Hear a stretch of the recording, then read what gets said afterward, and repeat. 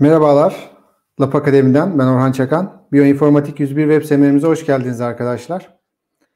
Yine her zaman olduğu gibi bir ses testiyle başlayalım istiyorum. Şu an sesimi alıyor musunuz? Genel sohbet ekranından yazarak bana destek olabilirsiniz. Evet, merhaba. Evet, tekrardan hoş geldiniz. Bu akşam sizlerle yaklaşık 1 saat sürecek Biyoinformatik 101 web seminerini işliyor olacağız. Eğitimi sizlere Haluk Çelik hocamız aktarıyor olacak. Kendisini davet etmeden önce her zaman her eğitimimizde olduğu gibi sık aldığımız birkaç soruya cevap verip bu şekilde eğitimimize başlamak istiyorum arkadaşlar. Bu eğitim Lap Akademi organizasyonunda gerçekleşiyor ve eğitimimizin sonunda sizlere Lap Akademi dijital katılım belgesini veriyor olacağız. Bunu alabilmeniz için yapmanız gereken birkaç şey var. Bunlardan bahsedeyim. İlki uzaktan eğitim platformumuza kaydolmanız gerekiyor. Bu linki yine eğitim sonunda paylaşıyor olacağız.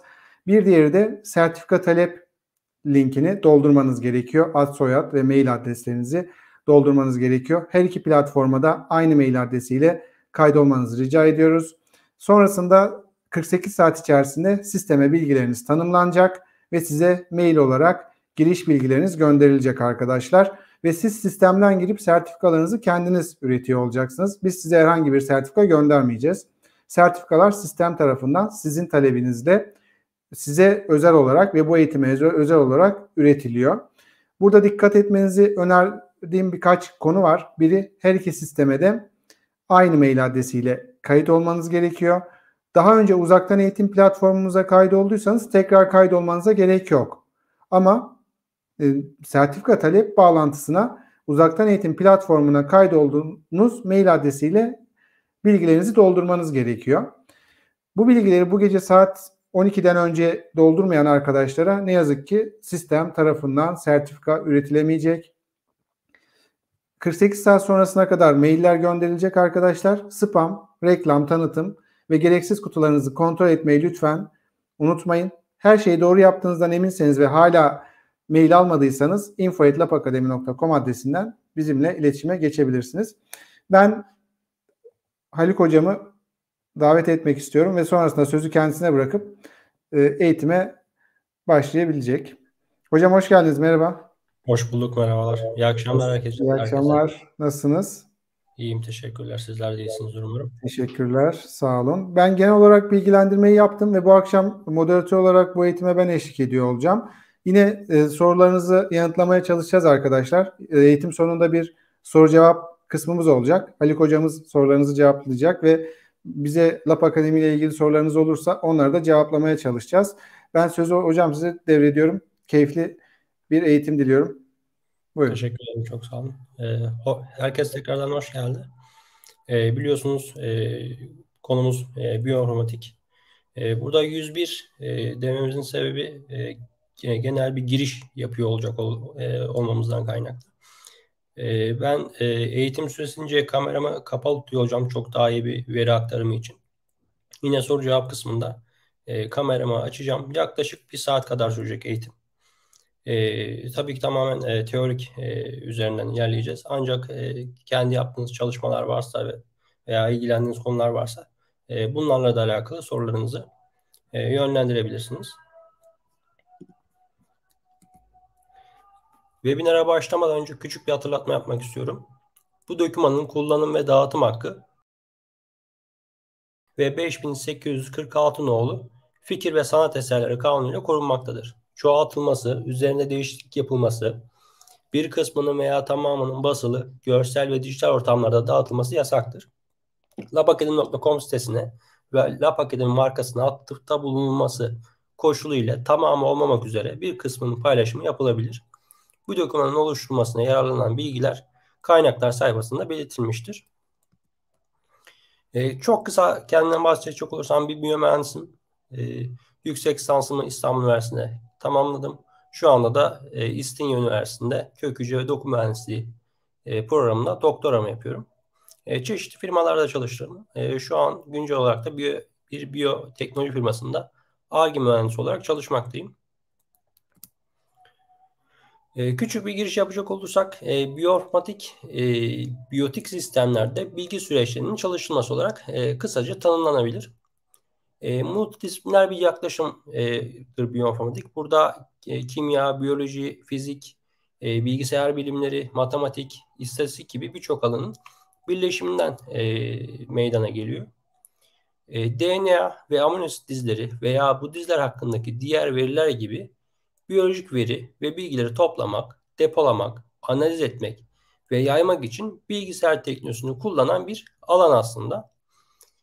Biyoinformatik deyince bizim aslında ilk bilmemiz gereken en temel biyolojik bilgi central dogma dediğimiz kısım. Central dogma nedir? DNA'dan DNA bir kendini eşler bir replikasyon süreci vardır. Bunu bilmemiz gerekiyor. Bu DNA'dan bizim elde ettiğimiz bazı moleküllerimiz oluyor, nükleik asitlerimiz oluyor. Bunlardan biri total RNA. Bu RNA kendi içerisinde mRNA, tRNA, birçok RNA çeşitlerine ayrılıyor. Biz bu DNA'dan RNA çoğaltılması hani oluşturulması kısmına transkripsiyon adı veriyoruz. RNA'dan da eğer bir protein sentezi gerçekleştirecekse bir mRNA ise bu RNA, buradan da bir translasyon söz konusu. Yani DNA, RNA ve protein sıralaması bizim aslında sentral dogmamız burada.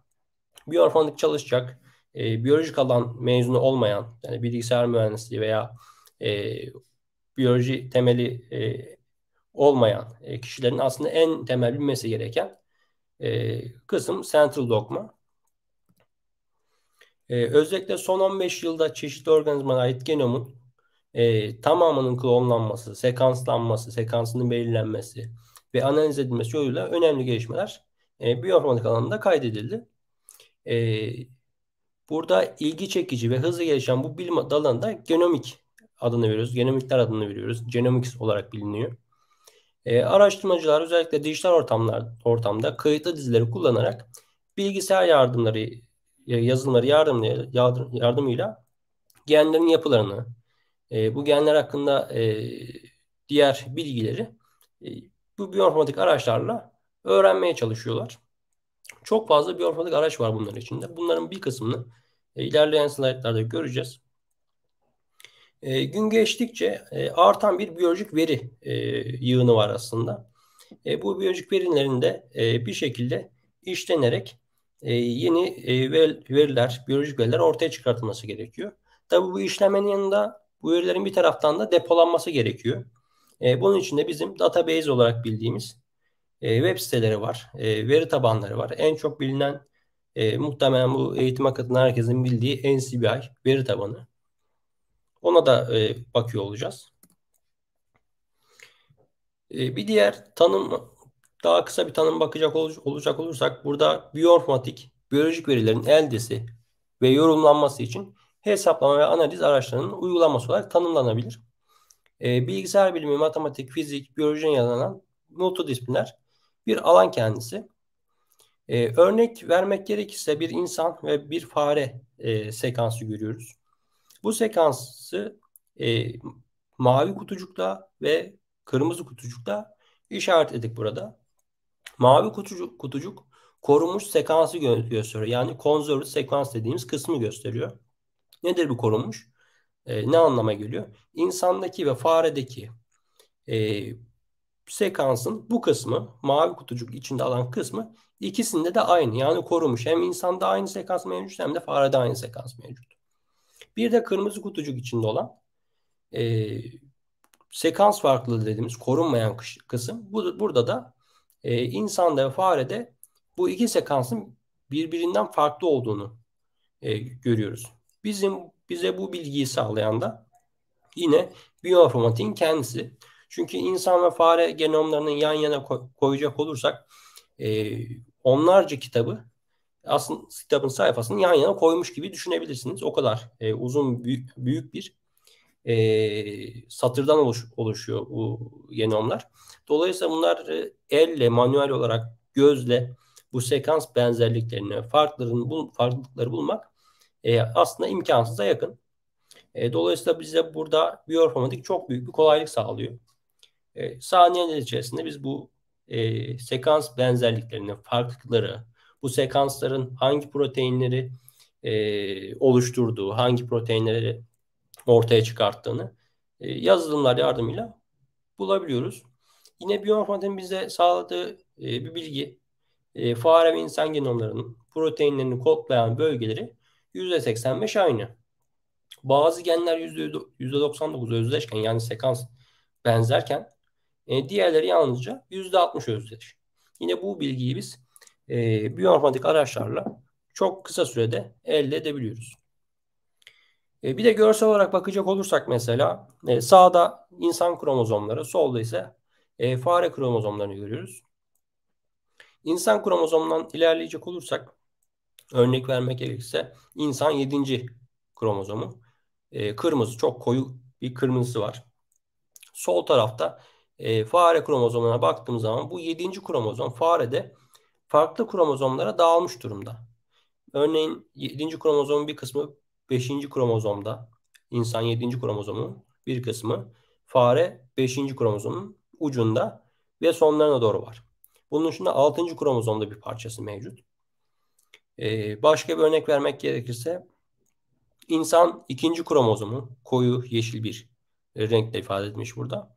E, Farede baktığımız zaman 1. kromozomda bir parçası mevcut. 2. kromozomda, yine 6. kromozomda bir parçası mevcut ve 12. kromozomda parçaları mevcut.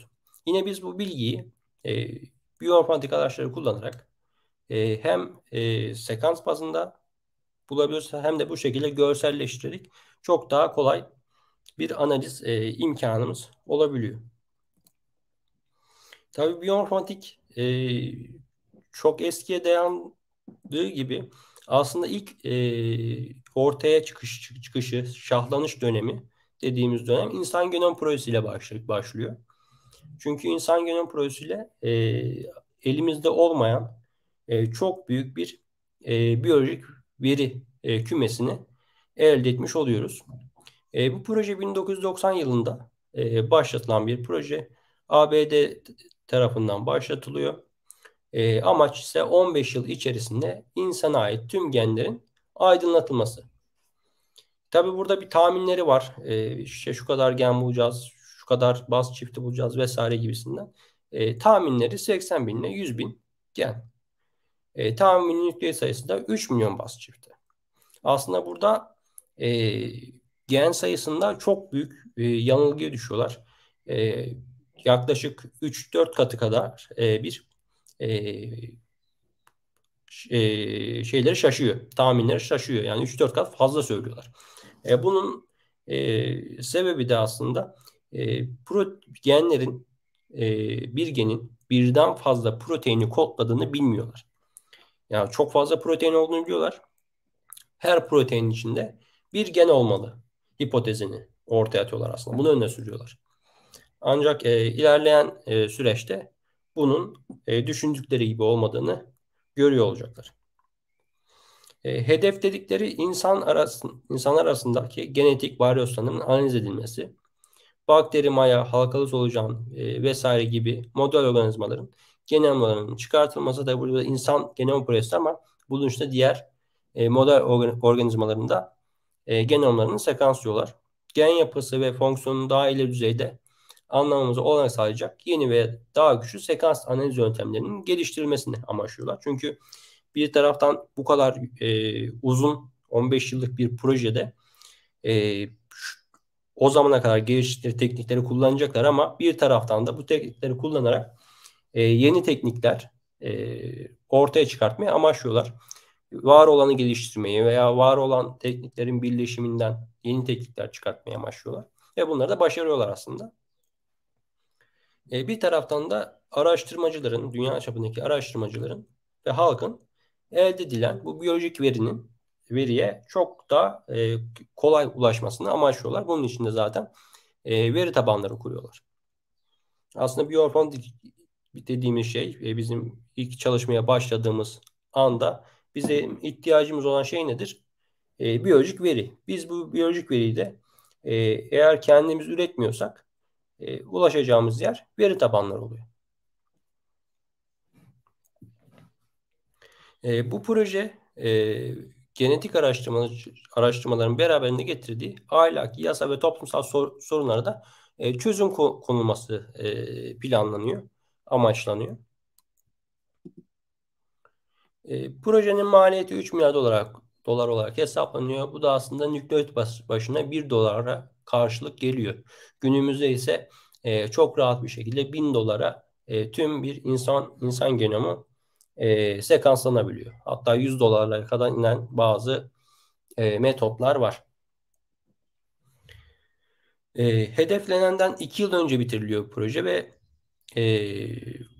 çalışmanın yaklaşık %95'ini tamamlıyorlar. 2001 yılında da sonuçların bir kısmı Nature ve Science gibi sizlerin de bildiği çok prestijli dergilerde yayınlanıyor.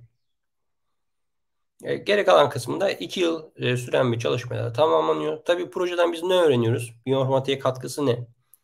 Ortaya bir güçlü bir veri tabanı çıkartıyor. Hem insan genomunun hem de model organizmaların genomunu ortaya çıkartıyor. Bu da bizim için paha biçilemez bir veri aslında. Çünkü biyoinformatik çalışmak istiyorsak bizim önce biyolojik veriye ihtiyacımız var. Ya depo bir veri tabanından alacağız ya da kendimiz üreteceğiz bu veriyi. Projede başta söylediğim gibi 100 bin civarı gen düşünülüyordu ancak 20-25 bin civarında olduğu bulunuyor. Ama buna karşılık da 100 bin civarında protein çeşidi de ürettiğini ortaya koyuyorlar yaptıkları çalışmayla. Tabii bununla beraber bu genlerin %42'sinin fonksiyonu bilinmediği, hangi fonksiyonu ortaya koydukları bilinmediğini buluyorlar. Tabii bu veri gün geçtikçe büyüyerek yeni veri tabanlarını oluşturuyor. Şu günümüze baktığımız zaman yüzlerce veri tabanı bulabiliriz. Hem insan için hem diğer model organizmalar için. Hatta model organizmalar dışında diğer birçok organizma için biyolojik veri internette mevcut günümüzde. Bu biyolojik veriler genomdan tutun proteine, gene kadar işte gen ekspresyonu ya da mRNA sekansı, protein sekansı gibi birçok biyolojik veriyi içeriyor. Biz de bu biyolojik verileri yine online tool'lar olabilir, bilgisayarda kullanılan tool'lar olabilir ya da bazı yazılım paketleriyle olabilir. Bu şeyleri kullanarak, biyoinformatik araçları kullanarak verileri analiz ediyoruz. Peki biyoinformatiğin uygulama alanlarına baktığımız zaman özellikle ilaç alanında yeni ilaçların keşfi, ilaçların değerlendirilmesi, yine yeni ilaçların geliştirilmesinin neredeyse tüm safhalarına kadar kullanılmaya başlandı. Örnek vermek gerekirse bir proteinle bir potansiyel ilacın nasıl kenetlendiğini, nasıl birbirine etkileşime girdiğini biyoinformatik araçlarla biz bunu çalışabiliyoruz. Buna protein ilaç bağlama, docking çalışmaları diyoruz. Bunun dışında kişiselleştirilmiş tıp var. Son 10 yılda giderek yükselen bir trendi var. Özellikle kanser hastaları için sıklıkla kullanılıyor. Bu kanser hastalarından elde edilen bazı biyolojik numunelerin sekanslanması, kanser tipinin ortaya konularak bu kanser tipine uygun ilaçların belirlenmesi gibi bazı çalışmalar yapılıyor. Bunun dışında hastanın kendi genetik yapısına uygun olacak ilaçların belirlenmesi, uygulanması için de yapılan çalışmalar mevcut. Endüstriyel uygulamaları, bu uygulamalar aslında çok uzun yıllardır yapılıyor. Özellikle canlı organizmaları bizim ihtiyacımıza göre, amacımıza göre değiştirmek üzere yaptığımız tasarlamalar oluyor. İşte bu örneğin E. coli'nin bizim istediğimiz bir enzim çoğaltması gibi çalışmalar olabilir. Burada özellikle enzim düzeyinde biyoinformatik çalışmalar yapılıyor. Hiç enzimi daha üretmeden tamamen bilgisayar ortamında görselleştirip e, tamamen random ya da belli bölgelerde istediğimiz mutasyonları gerçekleştirerek enzimlerin aktivitesini arttırmak gibi ya da substratını değiştirmek gibi biyoinformatik çalışmalar yapılabiliyor. Tarım alanında da yine sıklıkla kullanılmakta. Çoklu mix yaklaşımları kullanan ve sonuçlarını birleştiren bütünleyici bir yaklaşım olarak biliniyor. Özellikle bitki verimliliğini arttırmak amacıyla kullanılıyor veya bitkinin ortama daha iyi adapte olması ya da zorlu koşullara daha iyi dayanması gibi çalışmalar var. Tabii bu çalışmalar çoğunlukla e, wet lab düzeyinde kalıyor. Ancak wet lab'a geçmeden veya wet lab sonrası elde edilen veriler de yine biyoinformatik araçlarla analiz ediliyor. Özellikle transkriptomik çalışmaları yapıldığında bu wet lab çalışmalarında yine o transkriptomik verilerinin bir şekilde işlenerek farklı gen ifadelerinin bulunması için tool'lar mevcut. Çok kısaca araçlara, veri tabanlarına, programlama dillerine bakacak olursak, biyoinformatik bu üçünün aslında e, kullanıldı. Bu üç farklı nasıl diyeyim araçlar, veri tabanları ve programlama dillerinin kullanıldığı bir alan. Şöyle bakacak olursak araçlar olarak belirttiğim solda yeşil kutucuklu olan kısım Blast, String, Clashdill, Omega vesaire işte Mega, Chimera, Pifam, ProSite, Xpazi gibi birçok araç var. Tabii bunlar web tabanlı araçlar birçoğu. Mega mesela bilgisayara indirip kullanabileceğiniz bir program. Bu programla filogenetik ağaç yapabiliyorsunuz. Multiple sekans alignment yapabiliyorsunuz. Sekansları farklı şekillerde inceleyebiliyorsunuz.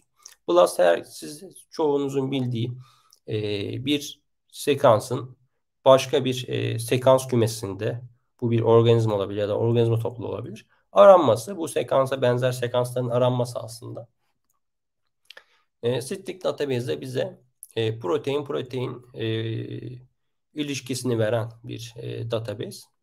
Bir tool aslında. Aynı zamanda database. Bu tool'ların çoğu bir database'e bağlı olarak çalışıyor. Yani tool bizim gördüğümüz bir arayüz. Arka planda ise bir veri tabanı var.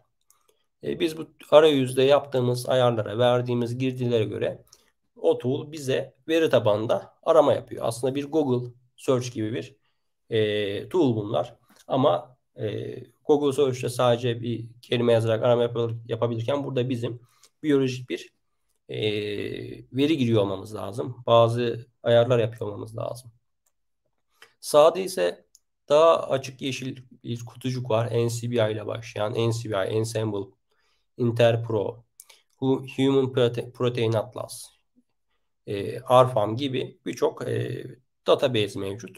Bu database'lerden biz kullanacağımız spesifik veriyi arayarak oradan indirebiliyoruz, kopyalayabiliyoruz. Bazen aradığımız veri bu şeylerde olmayabiliyor. Database'lerde olan olmayabiliyor. Yeni üretilmiş veriler olabiliyor. Bu durumda da literatüre başvuruyoruz. Varsa yayınlardan elde ediyoruz verileri. Supplementary materyallerden veya yayınlayan kişilerden.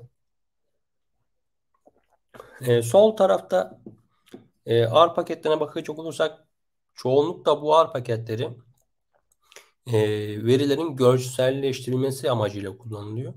Özellikle ggmap bir genel anlatım sonucunuz varsa, veriniz varsa ggmap'le bir heatmap oluşturup genel anlatımınızı görselleştirebilirsiniz. Yine ggplot 2 birçok gggraph yine bunlarla elde ettiğiniz verileri görselleştirebiliyorsunuz. Tabii ki burada biraz ağır programlama bilmek gerekiyor.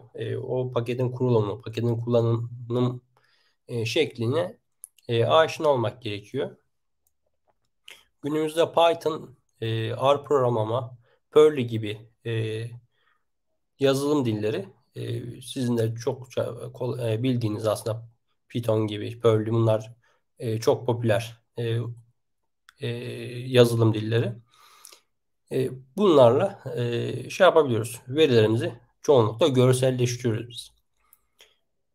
Sağ tarafta da farklı uygulamaları görebilirsiniz. BioPython gibi, Galaxy gibi bazılarını duymuşsunuz. Özellikle Galaxy'yi duymuş olabilirsiniz. Rufus gibi programa dillerinin paketlerini bulabiliyorsunuz. Veri tabanlarına baktığımız zaman bunlar orijinal biyolojik veriyi içerirler. Bu çok önemli. Orijinal biyolojik veri. Bu ne demektir? Biz her bulduğumuz biyolojik veriye güvenemeyiz, değil mi? İnternette bulduğumuz her veriye güvenemeyiz. Yani Google'a yazıp işte şu X geni kaç baz uzunluğunda sorduğumuz zaman bize cevap verir Google, ama o bilgiyi Google'dan almaktansa doğrudan orijinal biyolojik veriyi içeren veri tabanından almak her zaman güvenlidir. Çünkü o veriyi aldıktan sonra bir sürü aşamadan geçiyorsunuz, işliyorsunuz vesaire, bir sürü çalışma yapıyorsunuz. Sonuna geldiğiniz zaman veride bir eksiklik varsa, bir yanlışlık varsa birçok emek boşa gidecek tabii ki. Bunu önlemek için aslında bu biyolojik veri tabanları var bir taraftan. Burada verilerin çoğu araştırmacılar tarafından sisteme yükleniyor ve arşivleniyor. Tabii bu sisteme yüklenen veriler doğrudan kabul edilmiyor. Bir hakem kontrolünden geçiyor. Veri kontrol ediliyor. Verinin kalitesi kontrol ediliyor. Nasıl alınmış, hangi teknolojiyle bu veri elde edilmiş gibi birçok aşamadan geçiyor. Ardından bu veriler topluma açılıyor aslında. Araştırmacılar açılıyor. En çok bildiğiniz NCBI, Amerikan Ulusal Biyoteknoloji Bilgi Merkezi. Yine Avrupa Moleküler Biyoloji Laboratuvarı, EMBL olarak biliniyor. Ve Japonya DNA Bank olarak söyleyebiliriz. Tabii birçok veri tabanı var. Bu veri tabanları bitkiye özgü de olabiliyor. Yani bir organizma özgü de olabiliyor. Ya da total birçok organizmanın da bulunduğu şeyler de olabiliyor. Örnek vermek gerekirse sadece bir organizma özgü olarak Arabidopsis thaliana bir model organizma, bir bitki. Sadece bu bitkiye özgü Teir ismiyle bilinen bir veri tabanı var. Tamamen bu bitki hakkında biyolojik veriler içeriyor. İşte genomu, genler, proteinler, RNA'lar, yapılan çalışmalar, gen anlatım seviyeleri gibi birçok veri var. Ama sadece bu bitkiye özgü oluyor. Özelleşmiş veri tabanları olabiliyor. Dediğim gibi nükleik asit dizisi, yapısı, transkripsiyonel düzenlemesi hakkında veri tabanları olabiliyor. Sadece protein dizisi ve yapısı hakkında olabiliyor. Ya da sadece proteinin etkileşimi hakkında, mesela protein etkileşimi yapan protein etkileşim sonucu veren veri tabanı da var. String veri tabanı dediğimiz. Bu veri tabanına siz ilgili proteinin sekansını yapıştırdığınız zaman sizin ilgilendiğiniz protein başka hangi proteinlerle etkileşime giriyor size söylüyor. Bunun dışında metabolik, sinyal yolakları, protein etkileşimleri gibi olanlar var. Belki metabolik ve sinyal yolakları deyince aklınıza gelmiştir bir tanesi. KEG ismine, KEGG olarak biliniyor. Bu veri tabanı var mesela. İşte virüs, bakteri, mantarlar için, protozoalar için olanlar var.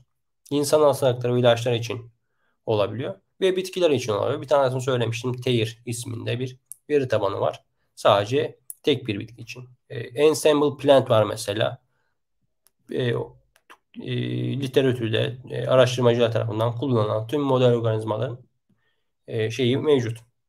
Biyolojik verileri mevcut. İşte NCBI'nin ana sayfasına baktığımız zaman ilk başta gözümüze çok karmaşık gözüküyor olabilir.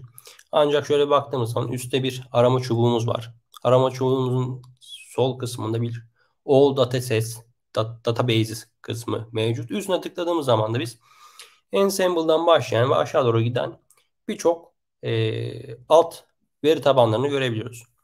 Sol tarafta başka bir menümüz var. Sağ tarafta başka bir menü. Ortada başka bir menü. Birçok menü var aslında. Çünkü NCBI dünyada belki de en çok kullanılan biyolojik veri tabanı ve mutlaka araştırmacılar ürettikleri biyolojik verileri bu veri tabanına yüklüyorlar ve bu yükleme sonucunda bir identification numarası elde ediyorlar. Bunları da yayınlarını yaparken yayınların içerisinde belirtiyorlar.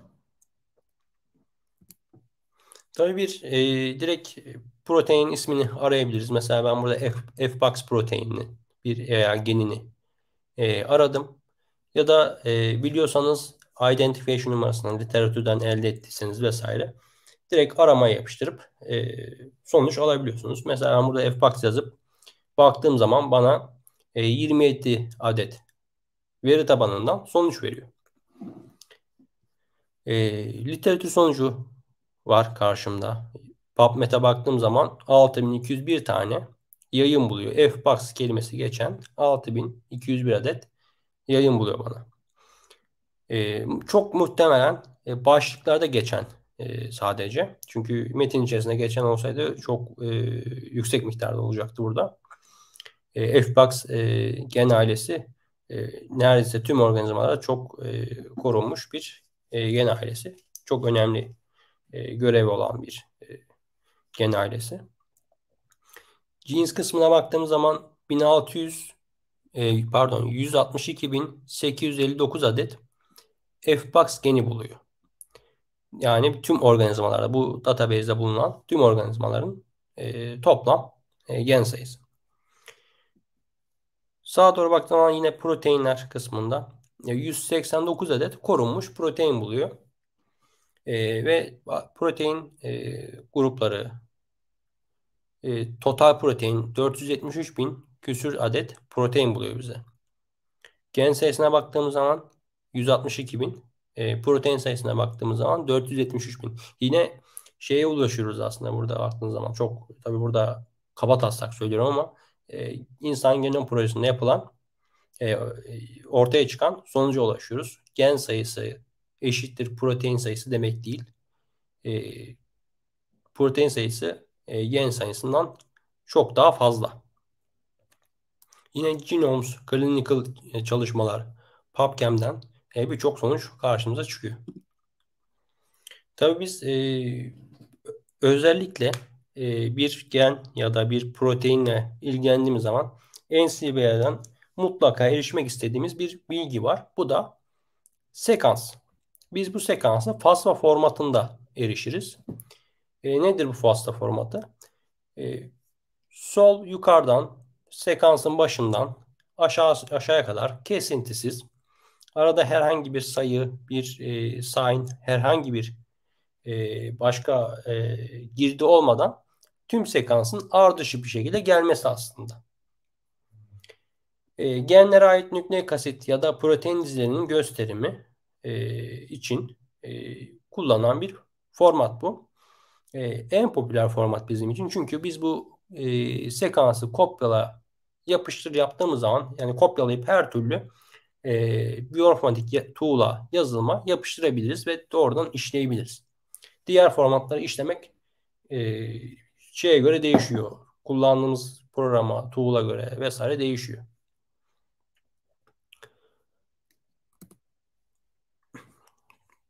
Başka bir araca bakacak olursak biz bu FASTA formatını aldık mesela. Geri geldim slayta. FASTA formatını aldık. Ben bunu işte bir tane bitkide buldum.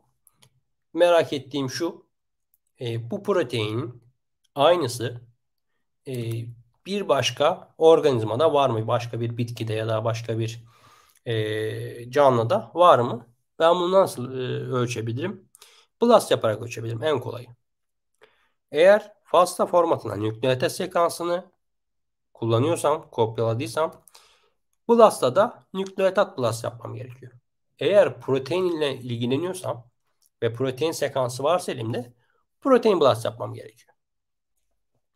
Tabii bunların dışında bunlara mecbur değilim. Elimdeki protein sekansını nükleotit sekansa çevirmek istiyorsam BLAST-N dediğimiz BLAST'ı kullanıyoruz. Ya da tam tersi nükleotit asidi, nükleotit sekansını protein sekansına çevirmek istiyorsam BLAST-XT kullanıyoruz. Benim burada FASTA sekansım nükleotit'ti. O zaman nükleotit BLAST yapmam gerekiyor. Benim ne işime yarıyor burada BLAST? Mesela bu slayttaki FASTA formatındaki sekans insana ait bir Fbox proteini olsun. Ben bu proteinin birebir aynısı ya da artık yüzde kaç benzerliği olabiliyorsa aynısı veya yüksek benzerlikteki mesela şempanzede bulunuyor mu? Bunu öğrenmek istiyorum. Benim ilgilendiğim şu. Bulunuyorsa ona göre çalışacağım. Ne yaparım? Nucleated Plus'ta girerim. Sekansımı yapıştırırım. Aşağıda birçok oradaki seçeneği default olarak bırakıp en aşağıda organizmayı seçmem gerekiyor. Orada da şempanzeyi seçip blast'ımı gerçekleştiririm. Blast sonucunda bana birçok çıktı verecek. O çıktılardan bir veya daha fazlasını seçip acaba benim ilgilendiğim protein bunlardan hangisi? Onun ileri analizini gerçekleştiririm. Bir başka tool'a bakacak olursak PIFAM yakın zamanda kapandı. ProSite mevcut. Onun dışında Interpro mevcut. Bu veri tabanları şeylerle web tabanlı araçlarla da biz bir protein sekansında hangi korunmuş sekanslar var, domainler var aslında. Bunu ölçüyoruz burada. Bunu öğrenmek için kullanıyoruz. Mesela ben burada bir argonate proteininin şeyini yapıştırdım, sekansını yapıştırdım. Ben biliyorum ki argonate proteinde det box helicase yani şurada gördüğümüz mavi det domaini, işte paz domaini, helicase C domaini vesaire bulunmalı. Ben burada proteinimin gerçekten bu domainleri bulunduruyor mu, bulundurmuyor mu? Bunu öğrenmek amacıyla bu analizi gerçekleştirebilirim. Sekansımı yapıştırdıktan sonra zaten bana çok kısa sürede hangi domainler olduğunu bu araç söylüyor. Ve bu domainlerin nerelerde bulunduğunu, proteinin başında, ortasında, sonlarına doğru bulunduğunu söylüyor. Hatta daha ileri giderek bu sekansın mesela dead box helical sekans domainin kaçıncı sırada başladığını bazda başladığını söylüyor. Amino asitte pardon başladığını söylüyor. 48'de başlayıp 209'a kadar ilerliyor mesela. Bunun dışında Classical Omega, Classical X vesaire gibi bizim multiple sequence alignment yani çoklu dizi hizalaması yapabileceğimiz aynı zamanda filogenetik ağaç oluşturabileceğimiz araçlar var. Bunlar da yine online olarak bulunabiliyor. Bunun dışında bilgisayara indirip kullanabileceğiniz araçlar da mevcut tabii ki. Örnek vermiştim. Mega programı, Mega X diye geçiyor. En son çıkan versiyon. Mega programıyla yine Classical Omega'da olduğu gibi multiple sequence alignment ya da filogenetik ağaç çalışmaları yapabilirsiniz. Burada bir Classical Omega ile yapılmış çalışma görüyorsunuz. Sol tarafta bir multiple sequence alignment var. Tabii bu tamamen ilk ortaya çıkartılan alignment. Bu alignment'ın üzerinde çalışıp benzer sekansları ve farklı sekansları bir araya getirmek gerekiyor. Burada whole yumurgara yani arpa bitkisindeki Dicer-like proteinleriyle Arabidopsis thaliana'daki Dicer-like proteinlerini bir multiple sekans alignment yapmıştık. Sağ tarafta da iki farklı filogenetik ağaç görüyorsunuz. Yine burada Hordeum vulgare yani arpa bitkisindeki proteinlerle Arabidopsis thaliana'daki proteinleri karşılaştırdık. Üstteki filogenetik ağaç mega programıyla elde edilen ağaç. Sağ alttaki ise yine Classical Omega'dan elde edilen ağaç. Strict database'den bahsetmiştim. Protein etkileşimi hakkında bize bilgi veren bir hem biyoinformatik araç hem de database kendisi. Bu görselde gördüğünüz kırmızı küre bizim ilgilendiğimiz protein. Bizim sekansına sahip olduğumuz protein. Biz bunu programa yapıştırdıktan sonra analizini gerçekleştirdiğimiz zaman böyle bir harita veriyor karşımıza. İşte bu protein, kırmızı küre şeklinde ifade edilen protein çevresindeki diğer proteinlerle etkileşiyor. Bunların üzerine tıkladığınız zaman o proteinler hakkında tabii ki ekstra bilgiler elde ediyorsunuz. Sekanslarına ulaşabiliyorsunuz vesaire. Bu arasındaki farklı renkteki çizgilerde protein etkileşiminin, bu bilginin nasıl elde edildiğini bize ifade ediyor. Şu an mesela ezbere bilmiyorum. Örnek teşkilesinde söylüyorum. Burada en çok görünen yeşil renkli çizgi deneysel bir şekilde elde edildiğini ifade ediyor. Yani buradaki kırmızı küredeki proteinimiz sağ taraftaki yeşil küredeki proteinle bir etkileşime sahip. Biz de bunu deneysel olarak biliyoruz. Database'de bu bilgi mevcut. Başka bir tool'da yine domain analizine benzer bir analiz yapıyoruz burada. Ama ancak domainlerden farklı olarak biz burada çok daha kısa sekanslara, motif dediğimiz sekanslara bakıyoruz. Yani bir domain olacak kadar uzun değil. Bir fonksiyonu, bilinen bir fonksiyonu yok. Ama bir şekilde bu proteinler arasında korunmuş küçük sekanslar. Biz bunlara motif diyoruz. Bize ne sağlıyor? Burada hangi sekansların, hangi o küçük sekansların diğer proteinler arasında veya organizmalar arasında korunduğunu ya da korunmadığını analiz ediyoruz. Çok bariz mesela burada gözüken bir şey var. 5 tane proteinin motif sonuçlarını görüyoruz. Ve bunlardan 3. sıradaki protein diğerlerinden oldukça çok kısa, bayağı bir kısa ve sadece 3 tane motif içeriyor. Ama diğerlerine baktığımız zaman çok sayıda motif var. İşte bu bize farklılığı görmemize imkan sağlıyor bu araçta. Tabii bunu daha ileri gidip bu farklılığın neden kaynaklandığını tartışmamız gerekiyor çalışmamızda. Bir de Expazi'nin Swiss model ismiyle bilinen bir aracı var. Bu da yine web tabanlı bir araç. Biz bu araçla ilgilendiğimiz bir protein var ise bu proteinin 3 boyutlu modellemesini gerçekleştirebiliyoruz. Bu şekilde gördüğünüz görseldeki gibi proteinimizi tamamen 3 boyutlu bir şekilde görselleştirip görüntüsünü alıp ileri analizlerde kullanabiliyoruz. Ya da PDB dosyasını indirip farklı programlarda kullanabiliyoruz. İşte ilaç etkileşiminde yani çalışabiliriz. Ya da farklı proteinlerle olan etkileşimini, farklı yapılarla olan etkileşimini çalışabiliriz. Yakın zamanda bildiğiniz bir de AlphaFold isimli uygulama var. Duymuşsunuz mutlaka. O da Swiss model gibi 3 boyutlu yapılar sunuyor ancak Swiss modelde olduğu gibi kendi sekansımızı yapıştırıp modelleme gerçekleştiremiyoruz. Database'de olan modelleri görebiliyoruz. Swiss modelde ise tamamen özgürüz. İstediğimiz bir sekans yapıştırıp 3 boyutlu modellemesini yaptırabiliyoruz. Sunumda sonlara geliyorum bu arada. Örnek bir makale vermek isterim. Özellikle web tabanlı araçların kullanılarak yapıldığı yayınlar var. Mesela Genome-Wide Identification olarak geçer bunlar. Bazı gen ailelerinin ya da protein gruplarının incelendiği çalışmalar.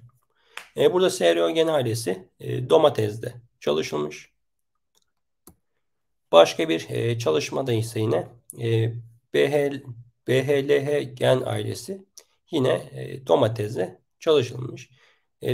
DOI adreslerini isimlerini burada bıraktım. İsterseniz ulaşıp inceleyebilirsiniz. Varsa sorularınızı almak isterim.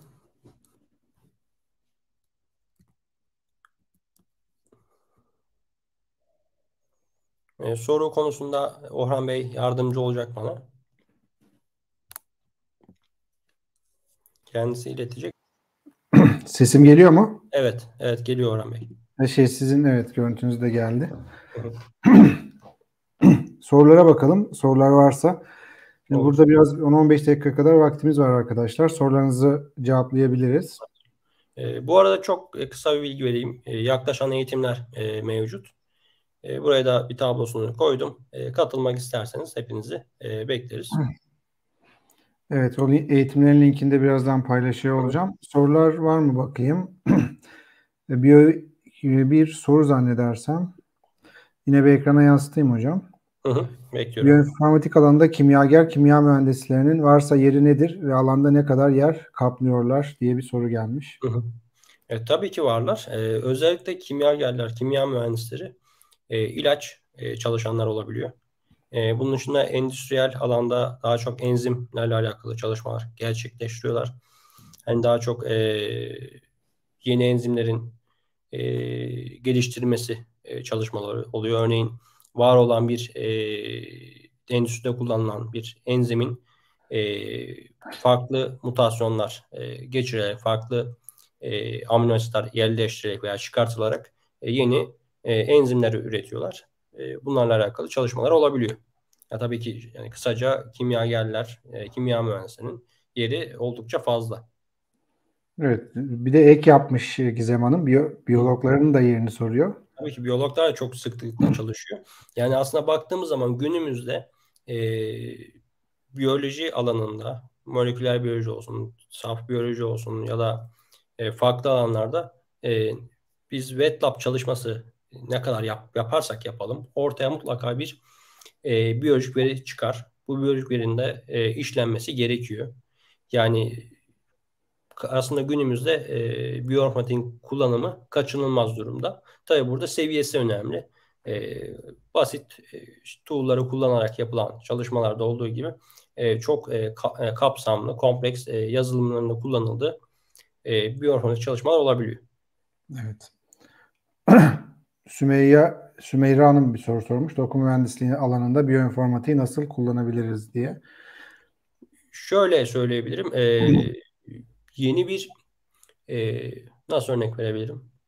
Şöyle doku mühendisliğinde özellikle biz kök hücreleri 3 boyutlu olarak bastığımız bazı biyomateryallerin içerisine ekeriz ve orada çoğalmalarını bekleriz. Çoğaltırız hani bir şekilde. Daha sonra ortama verdiğimiz ilaçlar olabilir. Bazı faktörler olabilir. Bunların genel anlatımda yaptıkları değişiklikleri öğrenmek isteriz. Bunun için qPCR yapabileceğimiz gibi ya da PCR yapabileceğimiz gibi transkriptomik de yaptırabiliriz. E, hem PCR'da, qPCR'da hem de transkriptomikte gelecek. Her türlü verinin biyoinformatik tool'larla işlenmesi gerekiyor. Özellikle transkriptomik sonuçları çok büyük sonuçlar. Onların temizlenmesi, asıl sonuçların ortaya çıkartılması, e, değişen genel anlatımların bulunması için biyoinformatik araçlar kullanımı mecburi aslında. Çünkü sonunda da demiştim iki şeyi karşılaştırmıştık. Fareyle ve insan genomunu. Yine aynı şekilde transkriptomikte gelecek olan veri de çok uzun bir veri olacak. Çok büyük bir veri. Bunun gözle ya da elle e, işlenmesi mümkün değil. Dediğim gibi artık wet lab'da da temel seviyede de olsa biyoinformatik kullanıyoruz. Yani birçok alanda kullanıyoruz. Doku Evet. mühendisliği de bunlardan biri. Berfin Hanım'ın sorusu var hocam. Moleküler biyoloji ve genetik okuyan biri biyoinformatikten ilerlemek isterse ne yapmalı? Şöyle lisans tezinizle başlayabilirsiniz. Ben öyle başlamıştım. Bölümünüzde, üniversitenizde biyoinformatik çalışan bir hocanız varsa onunla iletişim kurarak tezinizi yapmaya çalışabilirsiniz. Ya da yüksek lisansınızı biyoinformatik bölümlerinde yapabilirsiniz. Türkiye'de artık birçok üniversitede yüksek lisansla biyoinformatik bölümleri var. Hatta lisans seviyesinde bile artık bölümler açıldı. Evet, meslekle ilgili çok fazla soru var. Zannedersem biz bu biyoinformatiğin sektördeki yeri için şöyle bir ayrı bir zaman mı ayırsak ileride böyle bir düşünmüyor da değilim şu an. Çünkü çok fazla merak edilen bir konu var. Bu akşama sığmayacak kadar fazla soru gelmiş. Yine onları için ayrı bir yayın yapabiliriz belki ilerleyen günlerde. Sadece bir soru cevap yayını yapabiliriz.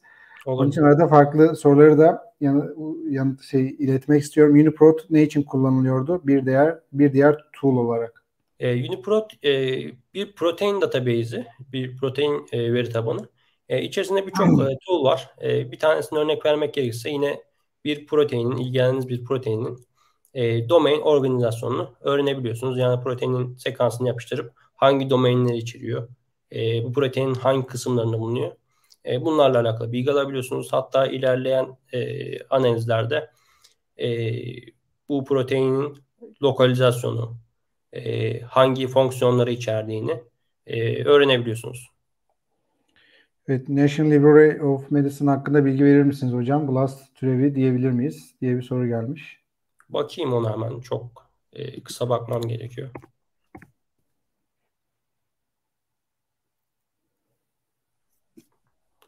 BLAST türevi. Soruyu biraz daha açabilirse iyi olur. Ya aslında orası da bir baktığım zaman tekrardan bir veri tabanı.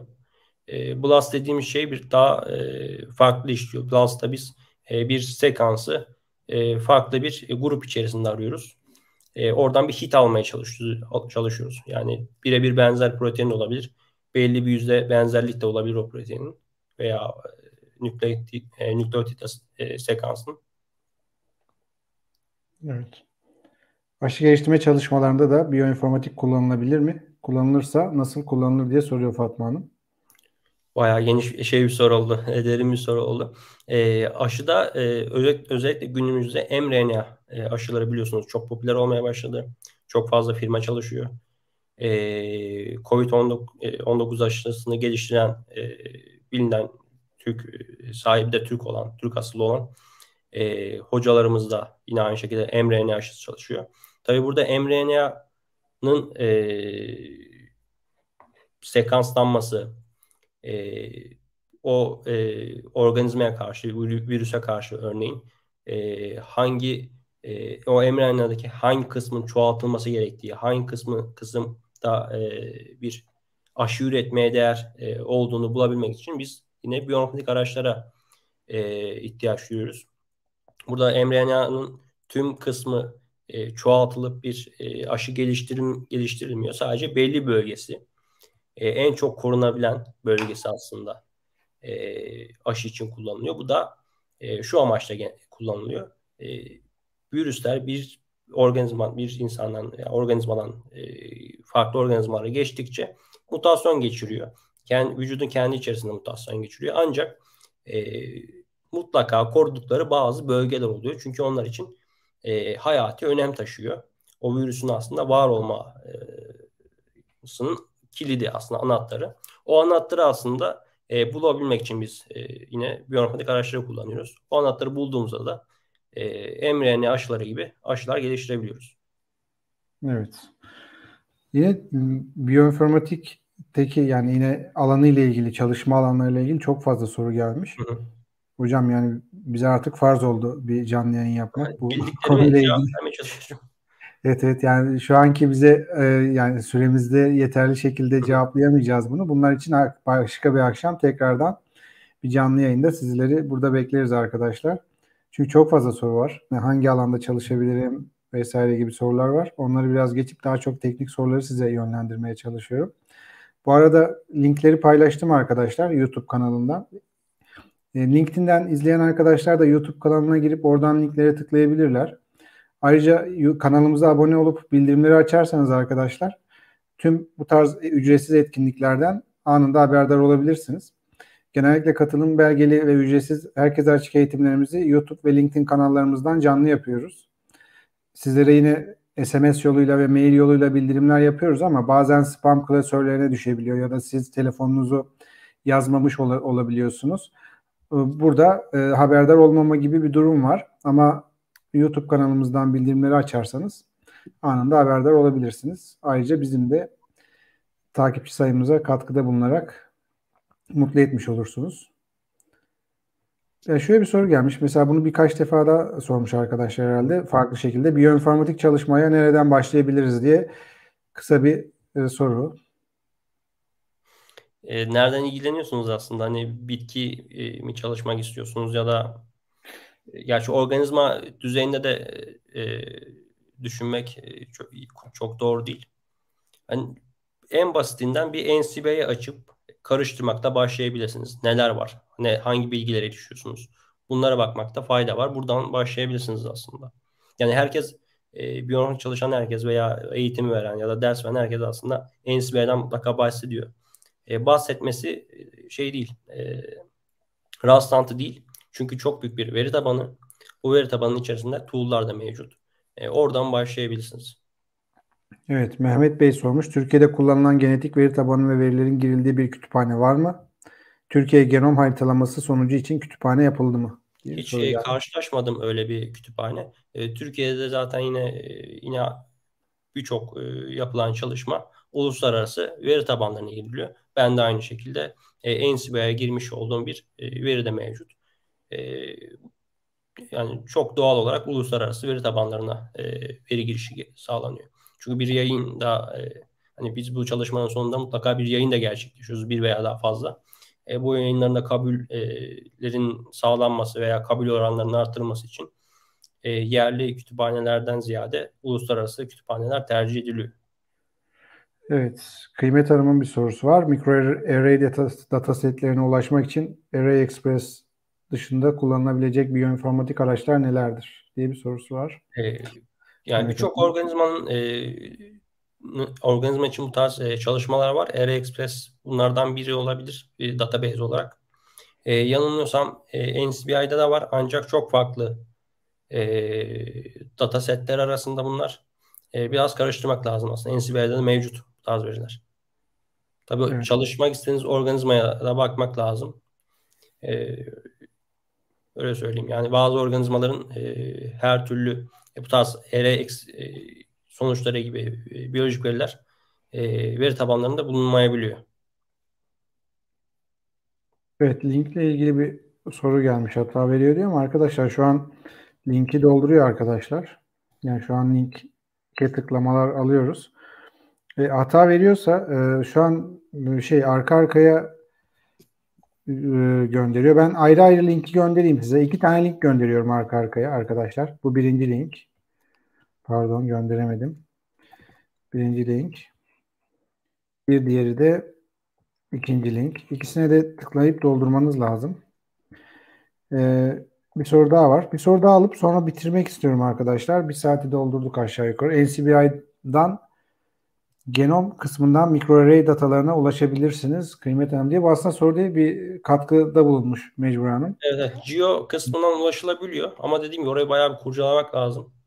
E, O datasetleri biraz hani her dataset mutlaka bulunmayabiliyor. RAW şekilde bulunmayabiliyor. Final haliyle bulunabiliyor. Evet.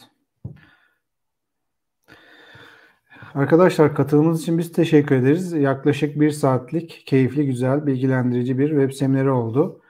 Size Aykut Hocam'ın eğitim listesini tekrardan paylaşayım. Katılmak isteyen arkadaşlar varsa Nisan-Mayıs ayları içerisinde eğitimlerimiz aktif olarak devam ediyor. Aykut Hocamızın eğitimlerine bu linkten ulaşabilirsiniz. Eğitimlerimizin tümü Türkçe İngilizce başarı sertifikalıdır arkadaşlar. Lab Akademi uzaktan eğitim platformumuzda kaydedilir. Tekrar tekrar izleyebilirsiniz. Dijital olarak sorgulanır.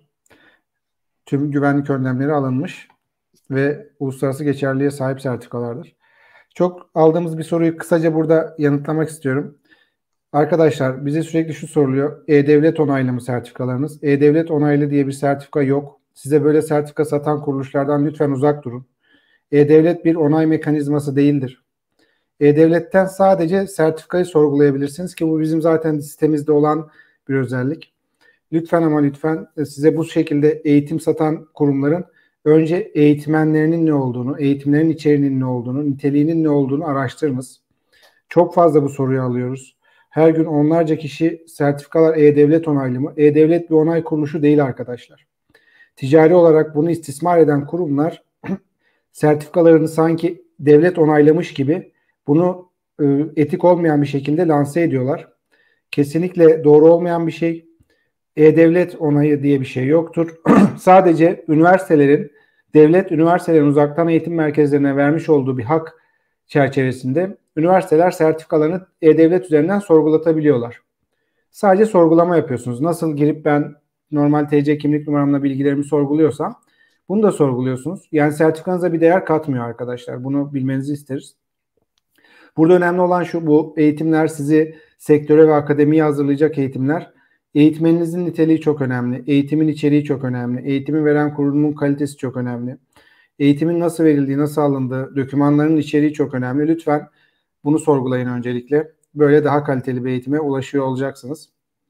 Sertifikalar sistemden sizin tarafınızdan oluşturuluyor. 2 tane linke de tıklayıp kayıtlarınızı tamamlayıp sisteme giriş yapmanız gerekiyor. 48 saat içerisinde sisteme tanımlanıyorsunuz arkadaşlar.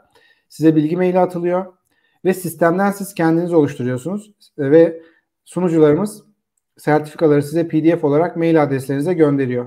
Biz bir sertifika göndermiyoruz. Sertifikam gelmedi diye yazan arkadaşlar var. 2 tane linke de doğru bir şekilde mail adreslerini yazan arkadaşlara sertifika oluşturabilmeleri için tanımlama işlemleri 48 saat içerisinde yapılacak. Lütfen 48 saat önceden de mail atmazsanız sevinirim. Şu an çıkmaz. 48 saat içerisinde tanımlanacak arkadaşlar. Hemen çıkmaz o. Evet. Ve herhangi bir problem yaşarsanız da info@lapakademi.com adresinden bizimle iletişime geçebilirsiniz. Tüm kanallarımız açık. Sitemizdeki bize ulaşın kısmından, canlı sohbet kısmından iletişime geçebilirsiniz. Size her kanaldan cevap vermeye çalışıyoruz. Haluk Hocama ulaşmak istiyorsanız yine haluk@lapakademi.com mail adresinden, değil mi hocam? haluk@lapakademi.com'du. halukçelik@lapakademi.com adresinden Haluk Hocamıza ulaşabilirsiniz ya da LinkedIn kanalından Haluk Hocamıza ulaşabilirsiniz. Evet. Linki YouTube kanalında paylaştık arkadaşlar. YouTube kanalından giren arkadaşlarımız linki alabilirler. LinkedIn'den de paylaşayım linkimizi. Yani LinkedIn, nedense YouTube'da paylaştığımız bilgiler LinkedIn'e gitmiyor. Onu pek anlayamadım. Evet, Haluk Hocam, eklemek istediğiniz bir şey var mıdır? Herkese teşekkür ederim katıldığı için. Umarım yararlı olmuştur. Orhan Bey'in de dediği gibi LinkedIn'den çok daha kolay ulaşabilirsiniz. Elimden gelince hızlı bir şekilde cevap veriyorum. Herkese iyi akşamlar dilerim. Evet hocam, çok teşekkürler. Ben linkleri şeyden de paylaştım. LinkedIn gönderimizin altından paylaştım. Size tüm bilgiler aktarılacak arkadaşlar ama rica ediyorum, bu akşam burada paylaştığımız 2 tane linke saat 12'den önce doldurun. 12'den sonra doldurursanız da gönderilmeyecek sertifika. Sistem çünkü kapanıyor. Evet. Hocam teşekkürler. Ben yayını burada bitiriyorum. Arkadaşlar, katıldığınız için sizlere de teşekkür ederim. Hocam iyi akşamlar. İyi akşamlar herkese. Evet, bir güzel ve keyifli bir web seminerinin daha sonuna geldik arkadaşlar. Katıldığınız ve bu akşam bize eşlik ettiğiniz için çok çok teşekkür ederim. Eğitimlerimiz devam ediyor. Haluk Hocamızın laboratuvarda bilimsel yöntemler üzerine bir eğitimi olacak. Gamze Hocamızın GMP'de başarı esasları üzerine bir web seminerimiz olacak. Bunların hepsi aslında ücretsiz, katılıma açık ve aynı zamanda katılım belgeli eğitimler. Bu eğitimlerde yine sizleri aramızda görmek isteriz. Bir YouTube kanalımıza abone olup bildirimleri açan herkese anında eğitim bildirimleri gelecektir. Bu şekilde de eğitimleri kaçırmamış olursunuz. Hepinize katıldığınız için teşekkür ediyorum. Bir sonraki web seminerinde görüşene kadar hoşça kalın. İyi akşamlar arkadaşlar. Görüşmek üzere.